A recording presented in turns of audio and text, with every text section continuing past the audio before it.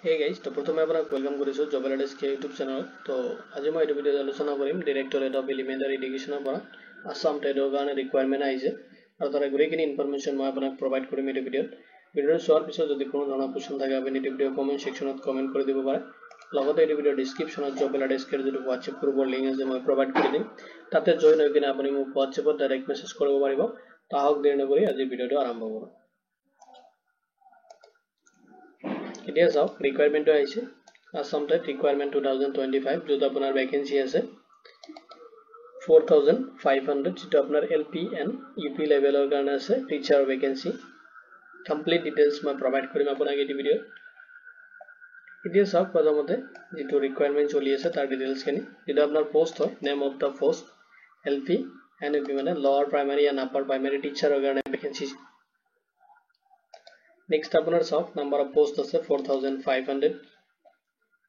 Name of department to silo with अपना Directorate of Elementary Education Assam. Pay scale 14,000 up to अपनी 70,000 लगे ना पापा per month लगते सब plus अपना जो grade fee है and other जितनी allowances की नहीं है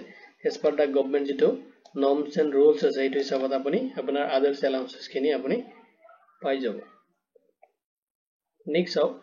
Assam TET और जो eligibility criteria है जो lower primary and upper primary teacher और vacancy गाने এখানে আপনি চাইলো প্রথমত চাইলো অ্যাসিস্ট্যান্ট টিচার যেটা আপনার লোয়ার প্রাইমারি লেভেলের গান হবো তার কারণে আপনি অনলাইন অ্যাপ্লিকেশন কৰিব লাগিব আৰু এপ্লাই কৰাৰ আগতে আপুনি কিছুমান মানে এলিজিবিলিটি ক্ৰাইটেৰিয়া আপুনি ফলো কৰিব লাগিব না চেক কৰিব লাগিব যদি চাওক আপোনাৰ এডুকেশনাল কোৱালিফিকেশন বিচাৰিছে যদি আপুনি হায়াৰ সেকেন্ডাৰী কমপ্লিট কৰিছে তেতিয়াহলে আপুনি পোষ্টৰ কাৰণে এলিজিবল হ'ব লগতে বিচাৰিছে আপুনি মিনিমাম 50% মাৰ্ক যাতে হায়াৰ সেকেন্ডাৰীত কেৰি কৰা হ'ব লাগিব Next বিচাৰিছে আপোনাৰ 2 years diploma থাকিব লাগিব elementary education ৰ ওপৰত যদি আপুনি B.Ed বা D.Led কৰিছে তেতিয়াহলে আপুনি পোষ্টৰ কাৰণে এলিজিবল হ'ব কাৰণ যেহেতুকে আপোনাৰ হাই সেকেন্ডাৰী বিচাৰিছে তো আপুনি D.Led যদি কৰিছে তেতিয়াহলে পোষ্টৰ কাৰণে এলিজিবল হ'ব নেক্সট হক আপুনি কমপ্লিট কৰা হ'ব লাগিব আসাম টেট বা সেন্ট্ৰেল টেট যেটো আপোনাৰ লোৱাৰ প্ৰাইমাৰী স্কুলৰ যেটো টেট হয় এটা আপুনি কমপ্লিট কৰা হ'ব লাগিব মানে পাস কৰা হ'ব লাগিব তেতিয়াহলে আপুনি যেটো অ্যাসিস্ট্যান্ট টিচাৰ আছে লোৱাৰ প্ৰাইমাৰী লেভেলৰ কাৰণে তাতে এইখিনি পোষ্টত আপুনি এপ্লাই কৰিব পাৰিব নেক্সট চাইলো যত আপোনাৰ পোষ্ট আছে অ্যাসিস্ট্যান্ট টিচাৰ যেটো আপোনাৰ আপাৰ প্ৰাইমাৰী লেভেলৰ কাৰণে হ'ব তাতে বিচাৰিছে ক্যান্ডিডেট হ'লে এপ্লাই কৰিব লাগিব অনলাইনত এপ্লিকেশন ফৰ্মটো আৰু তাতে কিছুমান এলিজিবিলিটি ক্ৰাইটেৰিয়া আপুনি ফলো কৰিব লাগিব মানে চেক কৰিব লাগিব যত বিচাৰিছে আপুনি হায়াৰ সেকেন্ডাৰী কমপ্লিট কৰা হ'ব লাগিব লগতে চাওক আপুনি গ্ৰেজুৱেচন কমপ্লিট কৰিছে যদি যিকোনো ৰেকগনাইজ ইউনিভাৰ্সিটিৰ পৰা UGC ৰ আন্ডাৰত নেক্সট আপোনাৰ থাকিব লাগিব 2 years ডিপ্লোমা যেটা আপোনাৰ এলিমেন্টাৰী এডুকেশনৰ ওপৰত আৰু যদি আপুনি ব্যাচেলাৰছ অফ এডুকেশনৰ ওপৰত যদি আপুনি B.Ed কৰিছে যদি D.Led বা B.Ed যদি আপুনি কৰিছে তেতিয়াহলে আপুনি পোষ্টৰ কাৰণে এলিজিবল হ'ব লগতে আপুনি কমপ্লিট কৰা হ'ব লাগিব আসাম টেট বা সেন্ট্ৰেল টেট যেটা আপোনাৰ আপাৰ লেভেলৰ যদি এক্সাম হয় আপাৰ যেটো প্ৰাইমাৰী লেভেলৰ এক্সাম হয় UP লেভেলত তাতে আপনি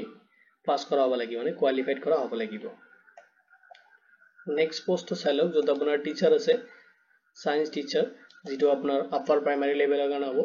তাতে ক্যান্ডিডেট হ'লে এপ্লাই কৰিব লাগিব অনলাইনত আৰু তাতে চেক কৰিব লাগিব কিছুমান এলিজিবিলিটি ক্ৰাইটেৰিয়া যত আপোনাৰ প্ৰথমতে চাওক এডুকেশনাল কোৱালিফিকেশন যত আপুনি হাই সেকেন্ডাৰী যদি কমপ্লিট কৰিছে সায়েন্সৰ পৰা লগতে আপুনি BSc যদি কৰিছে যিকোনো UGC ৰ আন্ডাৰ ৰেকগনাইজ যিখিনি ইউনিভাৰ্সিটি আছে তাৰ যিকোনো ইউনিভাৰ্সিটি আন্ডাৰ পৰা যদি আপুনি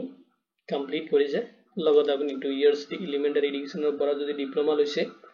বা আপুনি B.Ed কমপ্লিট কৰিছে তেতিয়াহলে আপুনি পোষ্টখিনিৰ কাৰণে এলিজিবল হ'ব লগতে আপুনি কমপ্লিট কৰা হ'ব লাগিব আসাম টেট আৰু নহলে আপুনি যদি সেন্ট্ৰেল টেট যেটো আপোনাৰ আপাৰ প্ৰাইমাৰী স্কুলৰ যেটো টেট হয় এটো যদি আপুনি কমপ্লিট বা কোৱালিফাইড হয় পাস কৰিছে তেতিয়াহলে আপুনি সায়েন্সৰ যিখিনি টিচাৰ ভ্যাকেন্সি আছে তাৰ কাৰণে আপুনি এলিজিবল হ'ব নেক্সট পোষ্ট চাইলক যদাৰ যেটো আপোনাৰ পোষ্ট আছে হিন্দী টিচাৰৰ কাৰণে যেটো আপোনাৰ আপাৰ প্ৰাইমাৰী লেভেলৰ কাৰণে হ'ব তাতে বিচাৰিছে ক্যান্ডিডেট হ'লে অনলাইন এপ্লিকেশন সাবমিট কৰিব লাগিব আৰু তাতে আপুনি কিছুমান ক্ৰাইটেৰিয়া মানে এলিজিবিলিটি ক্ৰাইটেৰিয়া চেক কৰিব লাগিব প্ৰথমতে চাইলক আপুনি এডুকেশনাল কোৱালিফিকেশন খিনি যতে বিচাৰিছে আপুনি হায়াৰ সেকেন্ডাৰী টু কমপ্লিট কৰা হ'ব লাগিব নেক্সট আপুনি গ্ৰেজুৱেচনত আপুনি হিন্দী সাবজেক্ট লৈ কিনে কৰা হ'ব লাগিব তেতিয়াহলে আপুনি পোষ্টৰ কাৰণে এলিজিবল হ'ব লগতে বিচাৰিছে 2 years ডিপ্লোমা থকা হ'ব লাগিব আপোনাৰ এলিমেন্টাৰী এডুকেশনৰ ওপৰত বা B.Ed যদি আপুনি কমপ্লিট কৰিছে তেতিয়াহ'লে আপুনি পোষ্টখিনিৰ কাৰণে এলিজিবল হ'ব লগতে আপুনি কমপ্লিট কৰা হ'ব লাগিব আসাম টেট অৰ সি টেট যেটো আপাৰ প্ৰাইমাৰী লেভেলৰ যেটো আপোনাৰ এক্সামিনেশ্যন হয় আপুনি যদি আসাম টেট বা সি টেট কোৱালিফাইড কৰিছে তেতিয়াহ'লে পোষ্টখিনিত এপ্লাই কৰিব পাৰিব নেক্সট চাওক এতিয়া আদাৰ্স কিছুমান ক্ৰাইটেৰিয়া আছে অফ যেটো আপোনাৰ আছে টেট আছে টেট ৰিকুৱাৰমেন্ট 2025 ৰ কাৰণে আৰু কিছুমান ক্ৰাইটেৰিয়া আপুনি চেক কৰিব লাগিব এতিয়া চাওক আপুনি টেট এলিজিবিলিটি টেটৰ কাৰণে যদি আপুনি এলিজিবিলিটি ক্ৰাইটেৰিয়া কমপ্লিট কৰিছে মানে টেট কোৱালিফাইড কৰিছে চাওক আপুনি যদি আসাম টেট বা সেন্ট্ৰেল টেট যেটো আপোনাৰ লোৱাৰ প্ৰাইমাৰী এণ্ড আপাৰ প্ৰাইমাৰী যদি আপুনি কমপ্লিট কৰিছে তেতিয়াহ'লে আপুনি পোষ্টখিনিৰ কাৰণে এলিজিবল হ'ব নেক্সট চাওক নেশ্যনেলিটি এটা আপনি ইন্ডিয়ান সিটিজেন হ'ব লাগিব লগতে আপনি পার্মানেন্ট রেসিডেন্ট হ'ব লাগিব ইন আসামত তেতিয়াহলে আপনি পোষ্টখিনিত এপ্লাই কৰিব পাৰিব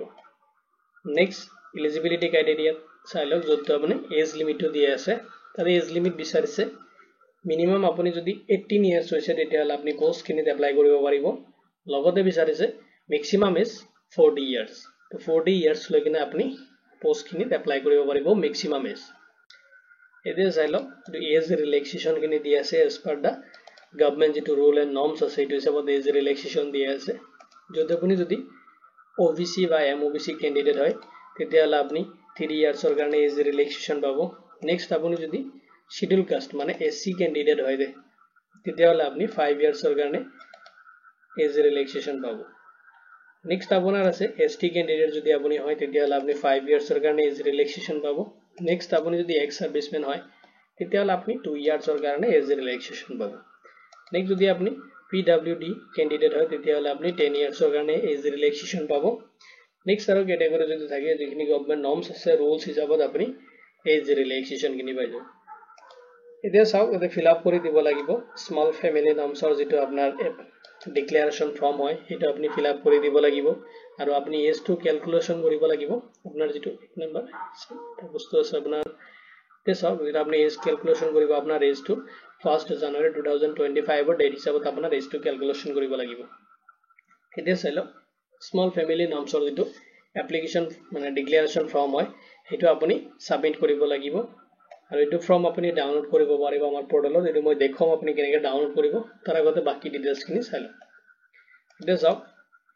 how to apply the Assam State Requirement 2025 ত আপনি কেনেকৈ এপ্লাই কৰিব যদি আপনি ইন্টাৰেস্টেড হয় and আপনি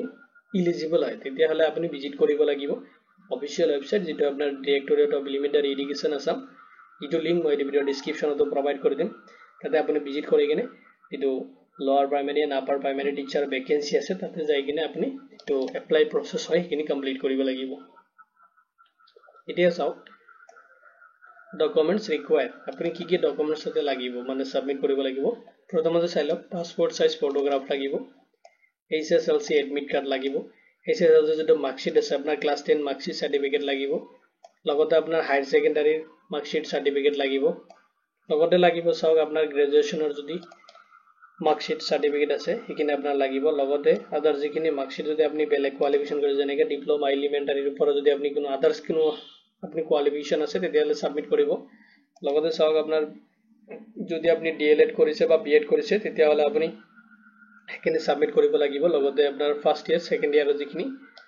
মাৰ্কশিট মানে ডাটা এখানে সাবমিট কৰিব লাগিব লগতে আপোনাৰ পাস সাৰ্টিফিকেটটো লগতে চাওক আপোনাৰ সাবমিট কৰিব লাগিব কাস্ট সাৰ্টিফিকেট যিখিনি কাস্টৰ যিখিনি এপ্লিকেবল হয় যদি এপ্লিকেবল হয় আপনি কাস্ট সাৰ্টিফিকেট আছে আপোনাৰ তেতিয়াহলে আপনি এখিনি ডকুমেন্টস ৰিকোয়াৰ হ'ব নেক্সট আপোনাৰ যেটো সাপোৰ্টিং ডকুমেন্টস লাগিব আপোনাৰ পাৰ্মানেন্ট যেটো আপোনাৰ ৰেসিডেন্ট ইন আসামৰ কাৰণে আপোনাৰ যেটো পাৰ্মানেন্ট পিআৰসি যদি আপোনাৰ তাত আছে তেতিয়াহলে ভাল নহলে আপনি যিকোনো আইডি প্ৰুফ দেখাব পাৰিব যেটো ভোটাৰ আইডি বা দেখাই কিনে আপনি যে ৰেসিডেন্সিয়াল প্ৰুফ দেখা হ'ব পাৰে নেক্সট চাওক যদি আপনি আসাম টেট বা সি টেট কমপ্লিট কৰিছে তেতিয়াহলে আপনি এখিনি সাৰ্টিফিকেট বা মাৰ্কশিট খিনি আপনি তাতে শো কৰাব লাগিব মানে আপলোড কৰিব লাগিব ৰিকোয়াৰ হ'ব নেক্সট আপোনাৰ যদি ডিজেবিলিটি আপনি যদি ডিজেবিলিটি হয় পিডব্লিউডি ক্যান্ডিডেট হয় তেতিয়াহলে আপনি পিডব্লিউডি ক্যান্ডিডেটৰ যেটো সাৰ্টিফিকেট হয় হেকিনে আপনি দিব লাগিব যেটো আপোনাৰ গভৰ্নমেন্ট অথৰিটি থাকিব লাগিব আপোনাৰ যেটো সার্টিফিকেট থাকিব লাগিব থাকিব নেক্সট চাইলে যদি আপনি এক্স সার্ভিসম্যান হয় তেতিয়াহলে আপনি এক্স সার্ভিসম্যান ইস্যু যেটো আপোনাৰ কনফাৰ্ম যিখিনি প্ৰসেসখিনি আছে তাৰ কাৰণে আপনি দিব লাগিব আপোনাৰ এক্স সাৰ্ভিসম্যানৰ প্ৰুফ সাৰ্টিফিকেট আপনি দিব লগতে আপনি স্ক্যান কৰিব লাগিব আপোনাৰ ফটো সিগনেচাৰ খিনি আপলোড কৰিব ইম্পৰ্টেন্ট ডেট খিনি চাই লওক আপুনি অনলাইন এপ্লিকেশনটো সাবমিট কৰিব লাগিব এটা আপোনাৰ 15 ফেব্ৰুৱাৰী 2025 ৰ পৰা আপোনাৰ অনলাইন এপ্লিকেশনটো স্টাৰ্ট হ'ব নেক্সট আপোনাৰ লাষ্ট ডেট থাকিব আপোনাৰ এপ্লিকেশনটো সাবমিট কৰিব পাৰিব 31st মাৰ্চ 2025 লৈকে আপুনি এপ্লাই কৰিব পাৰিব তো ফেব্ৰুৱাৰীৰ পৰা অলৰেডি এপ্লিকেশনটো স্টাৰ্ট হৈছে আৰু মাৰ্চ লৈকে আপোনাৰ থাকিব এটা চাওক আপুনি যেটো স্মল ফ্যামিলি নৰ্মছ তো আপোনাৰ ডিক্লাৰেশন ফৰ্ম আপুনি কেনেকৈ ডাউনলোড কৰিব তো আমাৰ পৰ্টেলত আপুনি ভিজিট কৰিব পাৰে jobalerdesk.blogspot.com তো ভিজিট কৰি কিনে এনেকা ওয়েবসাইট এটা পাব মই যেটো লিংক মই ভিডিও ডেসক্ৰিপচনত প্ৰভাইড কৰি দিম জাস্ট অলপ স্ক্ৰল কৰি কিনে আপুনি চাব দি আছে ডাউনলোড ফৰ্ম বুলি তাতে জাস্ট আপুনি এটা ক্লিক কৰি দিব ক্লিক কৰি দিয়াৰ লগে লগে আপোনাৰ যেটো ইম্পৰ্টেন্ট ফৰ্ম কিনি আছে তাতে লিষ্ট এটা দিয়া আছে তো আপোনাৰ স্মল ফ্যামিলি নাম যেটো দিয়া আছে আপনি রাইট সাইডে চাব এখানে দিয়া আছে ডাউনলোড অপশনটো জাস্ট আপনি ক্লিক কৰি দিব ডাউনলোড অপশনত ক্লিক কৰি দিয়াৰ লগে লগে আপোনাৰ যেটো ডিক্লাৰেশন ফৰ্ম হয় ডাউনলোড হৈ যাব তো এটো ফৰ্ম হয় আপনি এটো ডাউনলোড কৰি কিনে প্ৰিন্ট কৰি লব পিডিএফ ফৰম্যাটত দি আছে এখিনি তো প্ৰবলেম নাই আপনি ইয়াৰ পৰা ডাউনলোড কৰি লব ডাউনলোড কৰি কিনে আপনি এটো ফিল আপ কৰি কিনে দিব লাগিব এটা সব তো আপোনাৰ অফিশিয়াল ওয়েবসাইট এটো হয় ডাইৰেক্টৰেট অফ এলিমেন্টাৰী এডুকেশন তো এটো অফিশিয়াল ওয়েবসাইটৰ লিংক খিনি মই ভিডিও ডেসক্ৰিপচনত প্ৰভাইড কৰি দিম ইম্পৰ্টেন্ট লিংক খিনি ভিডিও ডেসক্ৰিপচনত পাই যাব তো ভিডিওটো চোৱাৰ বাবে ধন্যবাদ দি কিনে আজি ভিডিও ইমানতে সামৰিছো